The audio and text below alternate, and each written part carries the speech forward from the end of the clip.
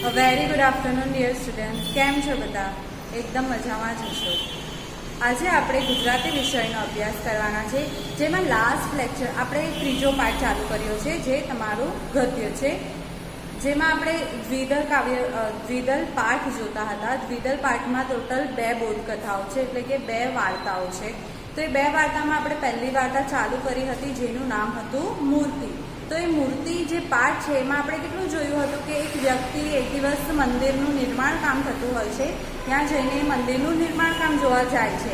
તો એક શિલ્પી હોય છે, તો એક મૂર્તિ એની બાજુમાં જ હોય છે અને સેમ એવી જ બીજી મૂર્તિ બનાવતો હોય છે.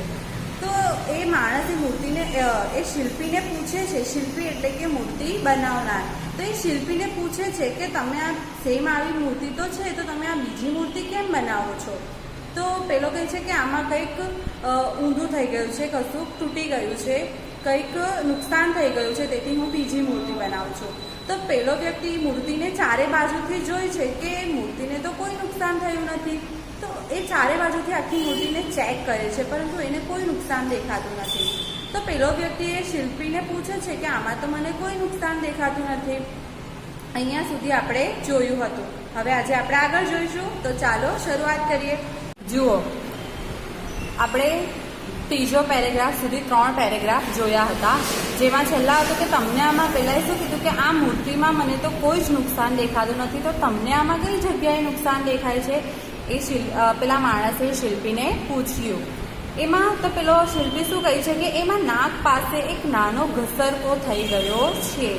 એમના શું નાક પાસે એક નાનો ઘસરકો એટલે કે થોડુંક સ્લાઇડ ઘસાઈ ગયું છે. તો શિલ્પીએ કહ્યું કે પેલા માણસે ફરીવાર ધ્યાનથી જોયું, ત્યારે એને એ નાનો ઘસરકો દેખાયો. એ માણસે બીજી વખત એકદમ ધ્યાનથી એ મૂર્તિ જોઈ, ત્યારે એમને નાનો જે ઘસરકો થઈ ગયો હતો ત્યારે તે વ્યક્તિને દેખાયો. પહેલી વાર જોયો ત્યારે તો ન જ દેખાયો, પરંતુ બીજી વારમાં દેખાયો.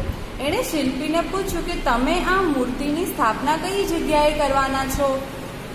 પેલા માણસે શું પૂછ્યું કે તમે આ મૂર્તિમાં આટલી બધી મહેનત કરો છો આ બનાવવામાં, તો તમે આની સ્થાપના ક્યાં કરવાના છો? તો આટલી બધી મહેનત કરો છો. પેલા 20 ફીટ ઊંચા સ્તંભ ઉપર શિલ્પીએ જવાબ આપ્યો. જો તમને અહીંયા એક ફોટો આપેલો છે, એમાં એ જે શિલ્પી છે તે પેલા વ્યક્તિને કહે છે કે પેલો 20 ફીટ ઊંચો સ્તંભ છે ને, એ સ્તંભ ઉપર આ મૂર્તિની સ્થાપના કરવાના છે. તો પેલા માણસના આશ્ચર્યનો પાર ન રહ્યો. કેમ ન રહ્યો? કારણ કે 20 ફૂટ ઊંચો તો સ્તંભ છે અને એના ઉપર મૂર્તિ મૂકવાના છે, બરાબર? તો મૂર્તિ તો દેખાવાની છે ને 20 ફીટ આટલા ઊંચેથી, તો એમાં આટલી બધી મહેનત કરવાની શી જરૂર? પેલા માણસે શિલ્પીને કહ્યું. એનાથી કહેવાય પેલા માણસને આશ્ચર્યનો પાર ન રહ્યો. એટલે કે આટલી ઊંચી મૂર્તિ મૂકવાની છે, કોઈને આટલો નાનો ઘસરકો ક્યાંથી દેખાવાનો? પેલા વ્યક્તિએ આટલી પાસેથી એકદમ ધ્યાનથી જોઈ, છતાં પણ એને ઘસરકો દેખાયો નહીં. એ તો ફરીથી પેલા શિલ્પીએ કીધું કે અહીંયા નાક પાસે ઘસરકો થઈ ગયો છે, ત્યારે એણે ધ્યાનથી જોયું.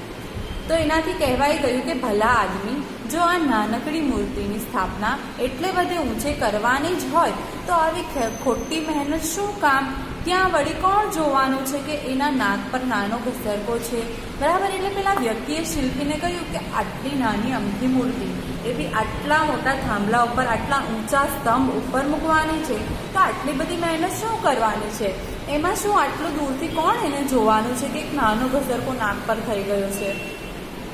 શિલ્પીએ પોતાનું કામ અટકાવીને એ માણસ સામે જોયું, પછી હસીને બોલ્યો, ભાઈ, બીજું કોઈ આ વાત જાણે કે નહીં એની મને ખબર નથી, પરંતુ હું અને મારો ભગવાન તો આ જાણીએ છીએ ને, બરાબર?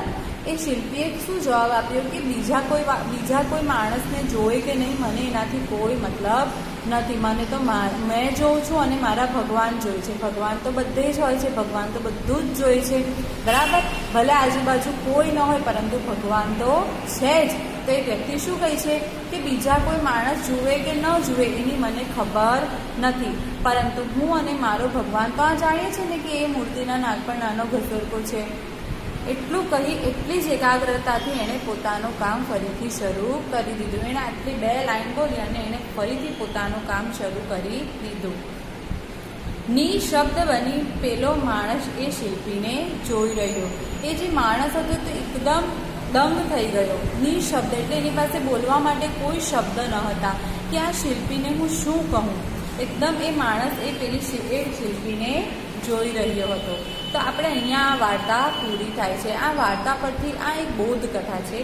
આ વાર્તા પરથી આપણને શું શીખવા મળે છે કે આપણે હંમેશા પોતાનું કામ ઈમાનદારીથી કરવું જોઈએ, બરાબર? તો જ આપણને તેનું ફળ મળે છે. આપણે એક નાની અમસ્તી ભૂલ કરી નાખીએ અને આપણને એમ થાય કે કોઈ વ્યક્તિ જોતું નથી, આટલી ભૂલમાં શું થઈ ગયું, તો એનું ફળ આપણને મળતું નથી. કારણ કે કોઈ વ્યક્તિ ભલે જોતું ન હોય, પરંતુ ભગવાન તો બધે જ છે અને એ બધું જ જુએ છે, બરાબર છે? અને આપણે હંમેશા આ એક શીખ મળી આ વાર્તા પરથી કે પોતાનું કામ હંમેશા ઈમાનદારીથી કરવું જોઈએ. કારણ કે કોઈ જોઈ કે નહીં, આપણે અને ભગવાન તો જોઈએ છે. પછી બીજી શીખ આપણને એ મળે છે કે આપણે હંમેશા પોતાનું કામ એકદમ એકાગ્રતાથી કરવું જોઈએ, એકદમ ધ્યાનથી. આપણે હંમેશા આપણા કામમાં બેસ્ટ આપવું જોઈએ, 100% આપવું જોઈએ. 100% તો 200% આપવું જોઈએ, બરાબર? તો જ આપણને સંતોષ થાય. તો આ વાર્તા પરથી આપણને આ શીખવા મળે છે. હવે બીજી વાર્તા છે સ્વમૂલ્યાંકન.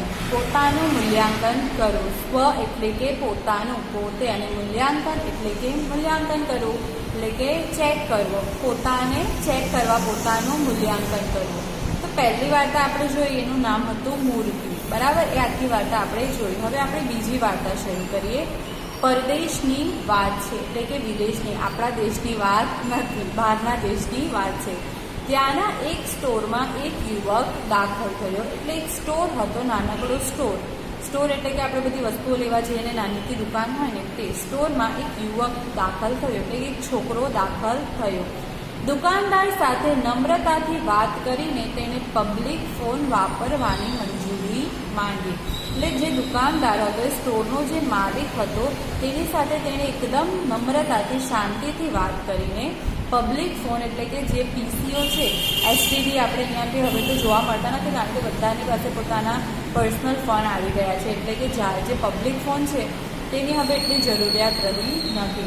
એટલે તે વ્યક્તિ એકદમ શાંતિથી વાત કરી, એ યુવકે, અને ફોન વાપરવાની મંજૂરી માંગી, પરમિશન માંગી કે હું તમારો આ જે ફોન છે તે વાપરી શકું. દુકાનદારે હા પાડી કે હા, તમે વાપરી શકો. યુવકના હાથ મેલા અને ખરાબ હતા, એટલે એ સ્પીકર ફોન પર વાત કરતો હતો. એટલે કે યુવકના હાથ ખૂબ ગંદા હતા, એટલે એને ફોન કેવી રીતે પકડે?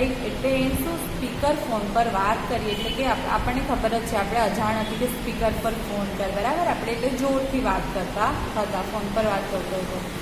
અન્ય કોઈ ગ્રાહક એ સમયે સ્ટોરમાં હાજર ન હોવાથી દુકાનદાર એની વાત ધ્યાનથી સાંભળી રહ્યો હતો. એટલે કે બીજું કોઈ પણ ગ્રાહક એ દુકાનદારના સ્ટોરમાં હતું નહીં, એટલે એક જ યુવક હતો જે ફોન પર વાત કરી રહ્યો હતો. એટલે દુકાનદાર એ જે યુવકની વાત, એમ બી ફોન સ્પીકર પર હતો, એટલે આજુબાજુ બધાને સંભળાવવાનું છે.